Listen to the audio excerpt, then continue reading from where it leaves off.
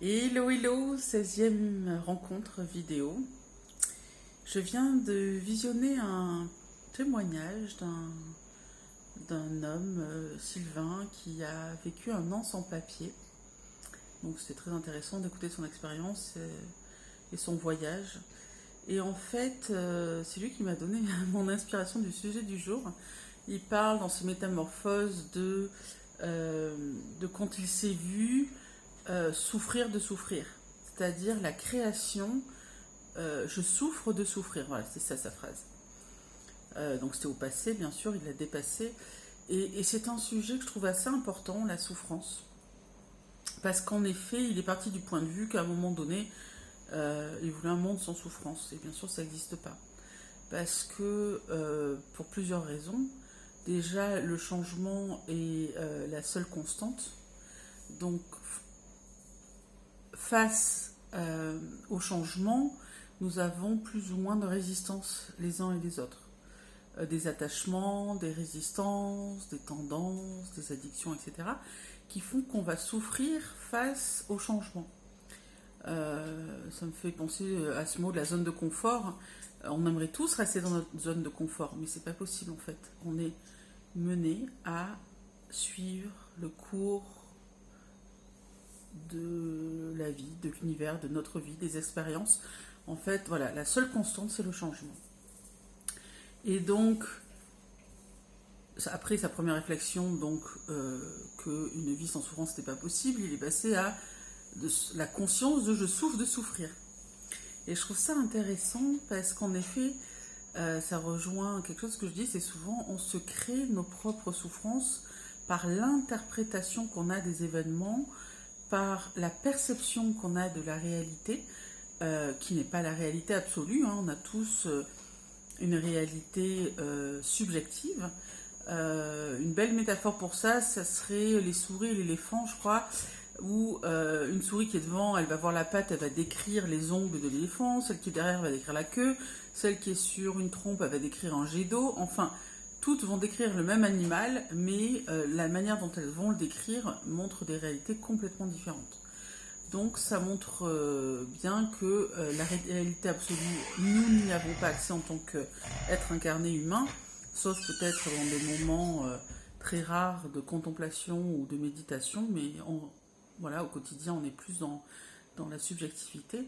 Et en fait, notre mental non régulé, si on n'apprend pas à réguler notre mental, c'est ce qui nous amène à souffrir. Je souffre de souffrir. C'est-à-dire, je me crée ma propre souffrance des pensées que j'ai par rapport à cette fameuse réalité subjective et par rapport à mes résistances au changement. Mon maître spirituel parlait de prendre les souffrances comme des bénédictions. Et je ne sais pas à quel moment, mais en tout cas, c'est vraiment comme ça que je l'ai vu. À un moment donné, quand j'avais des obstacles, je ne les appelle même plus des souffrances parce que je n'ai pas l'impression du tout de souffrir, je me trouve maintenant challengée.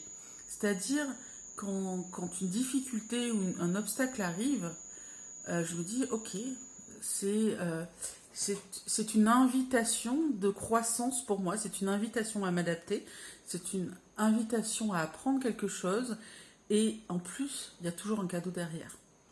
À tel point qu'il y a déjà 20 ans, quand j'avais des accrochages de voitures ou des choses comme ça, je me disais, ah d'accord, super, banco, je vais encaisser. C'est-à-dire que j'avais compris que derrière l'épreuve, par le jeu des assurances, c'était le moyen que l'univers avait me donné un petit cash flow qui arrivait.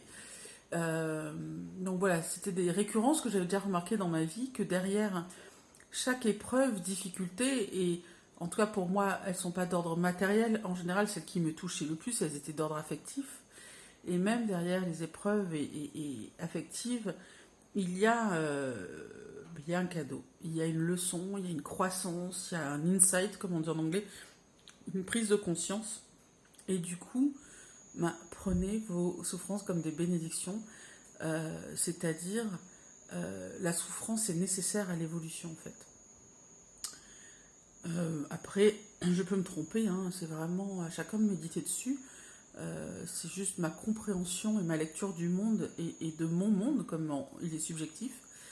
Mais pour moi, dans juste le pur bonheur absolu, c'est-à-dire s'il n'y a pas de souffrance du tout, si je ne suis pas challengée, je ne crois pas.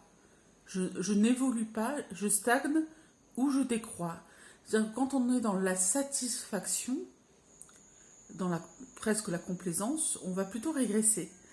Quand on est, heureusement qu'il y a des moments de repos et d'extase qui permettent de se ressourcer, de récupérer de l'énergie pour le prochain niveau, la prochaine étape de compréhension et d'illumination et de croissance. Et ça passe toujours par les épreuves.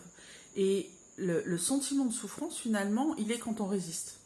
Si on est dans le flow, dans l'acceptation du cours de la vie, c'est-à-dire de cette sinuosidale, de ces courbes, ben, elles deviennent beaucoup moins ardues, elles sont beaucoup plus souples. Et si on se détache du résultat, on se détache même des moyens, ben on ne souffre pas, on est juste dans le flot de la vie qui nous amène à évoluer, à grandir, et on peut rester même dans un état de joie, quelles que soient les difficultés que l'on traverse. Voilà ce que je voulais partager ce soir. Ben, je croyais faire une petite minute parce que voilà, et finalement j'en ai fait une longue. Donc je vous souhaite une belle soirée, une belle nuit ou un beau matin pour les Européens et je vous dis à demain.